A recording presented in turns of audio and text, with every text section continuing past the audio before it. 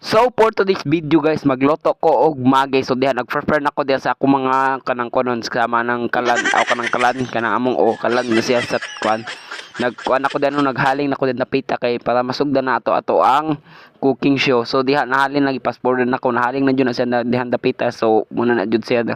nahaling na siya diha din kitak-ang din ako ang kahon sa bay dugan gibot ngag tubig kay magi man akong lutoon with beef Ginoo ko kalami na pud ano no. So muna siya no ako na sang gikuan gihuwat-huwat na kano sa bukal then pagkahuman hibukal na siya ako lang i-pass forward han tapita hibukal na sa napita dihan nun niya muna ang pagkuan ako sa magi akong kikitag magi gilunod na lang nako nan sa dayon kay para ma-prepare na kay hasta ng bidlian no nya pagkaman akong gitayhupan kay among kahoy yo grabe nam kay sa igbo na kahoy na mo basa man nya kana may available na di ko ano di basa siya oga-oga kay wa punta kapon sa mga gasol-gasol kahoy sa ta. Oh, bahalag magtinayhupay ta bahalag mga itom atong dagway dire basta kay magkahoy jud ta so diha himbukan lang no ako nasanggi okay diha napita kay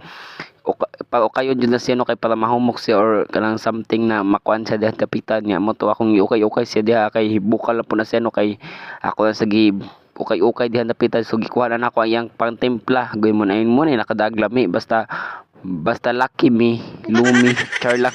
so muna no ang akong gikanon diha ako na siyang gihukay og kapitos Ginoo ko kalami na ba ng trabaho ay nya mo nang kuano ang kayo lagi nato kitago na diha no at kayo ang kayo nato ba kay wala jud siya gakuan nya mo na akong ginatinlawan diha or sakto ba sa mandong sakto